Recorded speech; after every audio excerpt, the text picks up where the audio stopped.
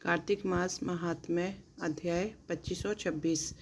सुना प्रश्न ऋषियों का और बोले सूत जी ज्ञानी। 25वें अध्याय में सुनो श्री हरि की वाणी। धर्मदत्त जी का कथन और 24वें अध्याय कथा का आगे का वर्णन सुनिए। तीर्थ में दान और व्रत आदि सत्कर्म करने से मनुष्य के पाप नष्ट हो जाते हैं, परंतु तू तो प्रेत के शरीर में है, अतः उन कर्मों को करने के लिए अधिकारनी नहीं है। इसलिए मैंने जन्म से लेकर अब तक जो कार्तिक का व्रत किया है उनके पुण्य का आधा भाग मैं तुझे देता हूँ, तू उसी से सदगति को प्राप्त हो जा। इस प्रकार कहकर धर्मदत्त ने द्वादशोर मंत्र का श्रवण करते हुए तुलसी मिश्री जल जो ही उसका अभिषेक किया, तो ही वह प्रेत योनि से मुक्त हो प्रज्वलित अग्निशिखा के समान तेजस्वी एक दिव्य धानी देवी हो गई। सौंदर्य में लक्ष्मी जी की समानता करने लगी। तदंतर उसने भूमि पर दंड की भांति गिरकर ब्रह्म देवता को प्रणाम किया और हर्षित होकर गदगद पानी में कहा, हे दिशेष, आपके प्रसाद से आज मैं नरक से छुटकारा पा गई हूँ। मैं तो पाप के समुद्र में डूब रही थी, आप मेरे लिए नौका के समान आए हो। वह इस प्रकार ब्राह्मण से कह रही थी कि आकाश में एक दिव्य विमान उतरता दिखाई दिया। वह अत्यंत प्रकाशमान और विष्णु रूपधारी पार्षदों युक्त था। विमान के द्वार पर खड़े हुए पुष्पशील और सुशील उस देवी को उठाकर शेष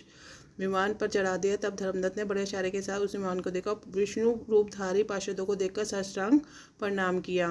पुष्प ने शील और सुशील ने प्रणाम करने वाले ब्राह्मण को उठाया, उसकी सराहना करते हुए कहा, हे शेष, तुम्हें साधुवाद है, क्योंकि तुम सदैव भगवान विष्णु के भजन में तत्पर रहते हो, दिनों पर दया करते हो, सर्वज्ञ तथा भगवान विष्णु के व्रत का पालन करते हो। तुमने बचपन से लेकर अब तक का जो कार्तिक व्रत का अनुष्ठान किया, उसके आधे भाग का दान देने से तुम्हें दुगना पुण्य प्राप्त हुआ है और सैकड़ों जन्मों के पाप नष्ट हो गए हैं। अब यह वैकुंठ धाम में ले जाई जा रही है। तुम भी इस जन्म के अंत में अपनी दोनों स्त्रियों के साथ भगवान विष्णु के वैकुंठ धाम में जाओगे और मुक्ति प्राप्त करोगे। धर्मदत्त जिन्होंने तुम्हारे समान भक्तिपूर्वक भगवान विष्णु की आराधना की है, वह धन्य और कीर्ति करने हैं।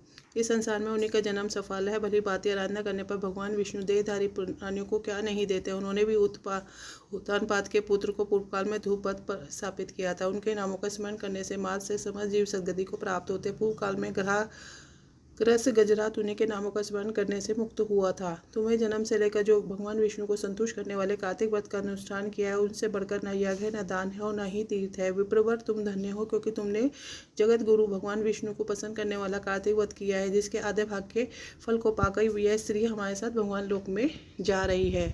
कार्तिक मास महात्म्य का 26वां अध्याय। श्री विष्णु जी की कृपा से आज तुमको रहा बताए।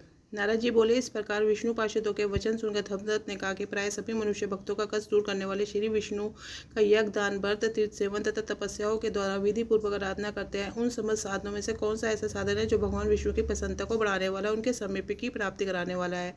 दोनों पार्षद अपने पूर्ण जन्म की कथा कहने लगे, हे दिशेष, आपका प्रश्न बड़ा श्रेष्ठ है। आज हम आपको भगवान विष्णु को शीघ्र प्रसन्न करने वाला उपाय बताते हैं। हम इतिहास सहित प्राचीन वृत्तांत सुनाते हैं, सावधानी पूर्वक सुनो।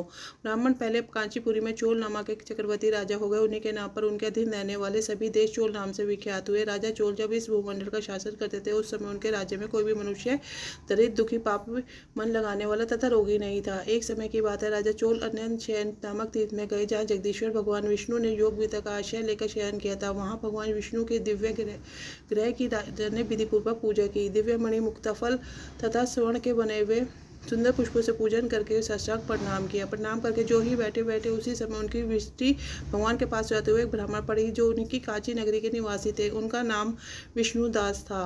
उन्होंने भगवान की पूजा के लिए अपने हाथ में तुलसी दल और जल में ले रखा था। निकट आने पर उस ब्राह्मण ने विष्णु सूक्त का पाठ करते हुए देवाधिदेव भगवान को स्नान कराया और त्रिशूल की मजरी तथा पत्तों से उनकी विधिवत पूजा की।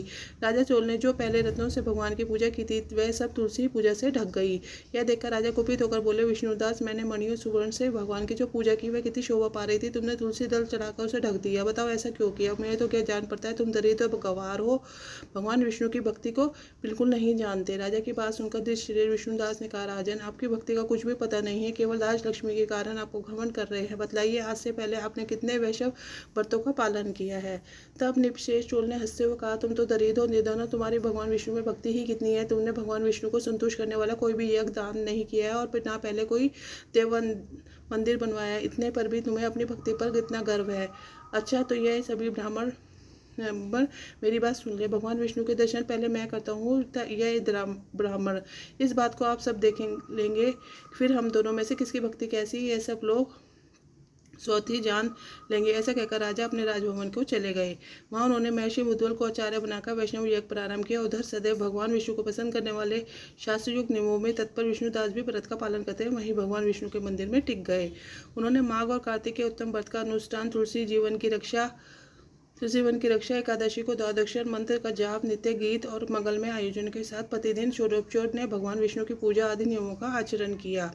वे प्रतिदिन चलते फिरते सोते हर समय भगवान विष्णु का स्मरण किया करते थे। उनकी दृष्टि स्वर्ण सम हो गई थी। वह सब प्राणियों के भीतर एकमात्र भगवान विष्णु को ही स्थित देखते थे। इस प्रकार राजा चोल और विष्णुदास दोनों ही भगवान के लक्ष्मीपति के आराधना में संलग्न थे। दोनों ही अपने अपने व्रत में स्थित रहते थे और दोनों का ही संपूर्ण इंद्रिय समस्त कर्म भगवान विष्णु को समर्पित हो चुके थे। इस अवस्था में उन दोनों ने दीर्घकाल व्यतीत किया।